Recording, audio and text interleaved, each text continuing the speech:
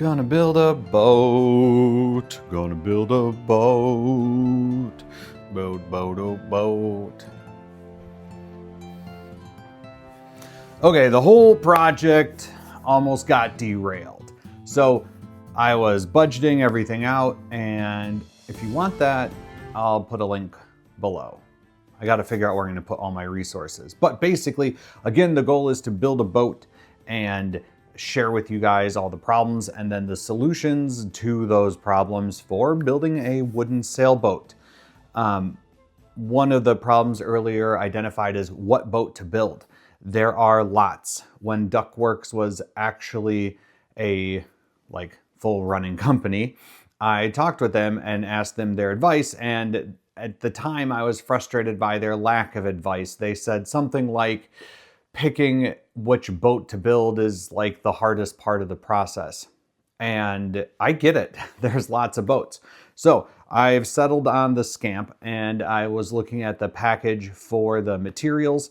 I did order the plans. That was the next step. So I have the full plans. They're coming in the mail. I don't know when they'll get here, but once I have that, I will go through them in frustrating detail before ordering the parts. And I was looking and pricing out the parts. So the CNC woodcut kit. I have my own CNC machine I built. It is non-functional right now, but I could probably get it up and running in 5 hours, I think. So double that, make it 10. And that's an option. And some of the boats I was looking at, that is an option to cut my own parts, mill my own parts. But I want to build a boat.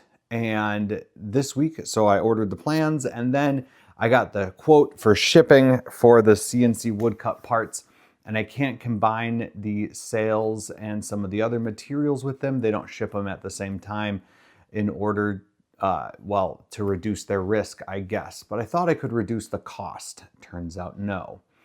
And the cost of that, let's say the kit for the CNC-cut wooden SCAMP parts, that kit, plus the shipping. The shipping added another about 30% to the price of the whole thing, which was a lot. It is a lot. It's a lot more. It's almost a project breaking amount of money. And so I had to sit down this week and I looked at the numbers and I was like, well, this is a good reason not to do this. But the goal at the beginning wasn't to build the least expensive boat possible. If I wanted to do that, if I wanted to go sailing for the least amount of money possible, I would talk to some friends with sailboats and go sail with them. I'm gonna do that anyway. I love doing that. But that wasn't the goal. The goal was to build a wooden sailboat with my hands. The goal was to undertake a meaningful project and to overcome the goals and issues that are just part of doing that project. And part of me thought the money side of it, the finance side of it, wasn't going to be as big of a deal as it could be. So I'm looking at, I thought it'd be maybe $500 to ship everything, $550. It's actually more like $1,280 to ship it. So we have a couple options. One, so you need to decide what's the most important. What is the ultimate goal you have, right? And for me, the goal is to build a boat. And I'm still pretty sure I want to build this boat. So if a crack addict can find their money to go get their crack, why can't I find the money to go get my boat? It's an interesting question, and it's reframing it. If instead of being like, it's too expensive, I'm not going to do it, I instead change how I think about it of I'm someone who is going to build a boat regardless of what it takes, and I'm going to find a way, all of a sudden that changes how I'm thinking about things, right? That starts opening up opportunities. If I'm someone who's going to build a boat and find a way to do it, right? If I can't find a way to do this, what am I going to do when two pieces of wood don't line up? I'm going to have to figure it out, right? And it's the same thinking. It's the same process. It's the same becoming a person who can do this. That's what I'm here for. I'm here for the experience and for documenting it. So yes, I saw the price of this and I thought, ouch, I don't want to do that. Okay, after further researching the cost problem, I found a freight shipper that can do the shipping for $300 less than the original quote, door to door, so that's great. Also, I'm investigating options to have someone local do the CNC milling on the plywood. So I reached back out and asked the owners of the files and the IP and all that if they ever do that. So if they would ever coordinate with someone local to mill out the stuff, say I buy a license and they email it to the milling group. I haven't run prices on that yet, but given that shipping is almost $1,300, my guess is I'll be able to do it for much less than that. And then the raw material cost was... Nope, it turns out no, they won't do that. They obviously, to protect the contract with their CNC milling company, they won't let you mill it if you're in a country where they have milling already provided. So that's a little annoying, but we'll figure something out. To the tune of $4,000, maybe $5,000. So I think just buying the marine grade plywood myself would be nowhere near that. They're at about $140 a sheet, depending on thickness and finish quality and variety of plywood. So if it's 6 sheets, round up, say it's $150. 6 sheets would be 600 plus half, so 900. It'd be less than 1,000. So if I can find someone to do the milling for less than shipping, and the license to do the milling is less than like $4,000, it would make way more sense to do locally. And then talk to them about other options.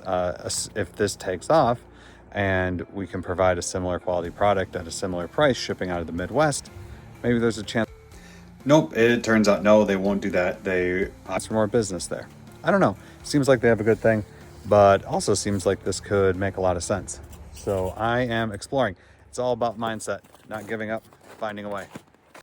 But I sat with it for a little bit, and now I'm to the point where, you know what, I think I can find a way to do this. Look, if we look at average American spending on a bunch of stupid stuff they don't need, we can find that money over the course of a year, right? If I stop drinking coffee, that might get me that money.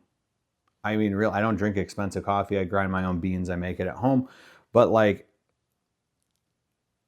I could do that. Most Americans spend more than $20 a week on alcohol. That's discretionary spending. You could find the money there. The point of all this is it reminds me of a good friend I have. If you're watching, you know who you are. And he was like, yeah, I really want to get into the best shape of my life, but I still want to drink like 6 beers a week.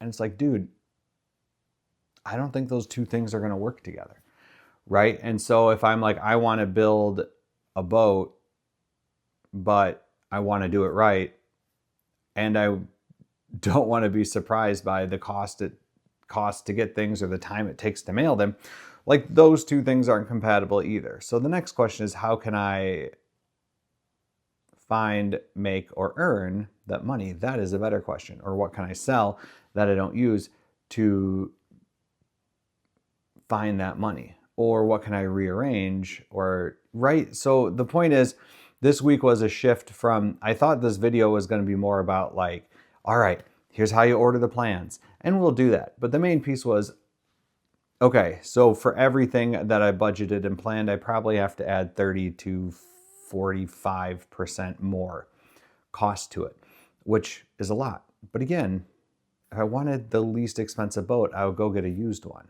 If I didn't want to spend any money on this, I would go sailing with friends. And so I had to kind of reorient myself to the mission. The mission was, I want to do this with my kids, so I'm going to find a way to do this with my kids. That's the goal. And it's not regardless of the cost. there's one other supplier. I'm going to look at them. I'm going to get a quote and we'll see where it ends up. But it's the mindset.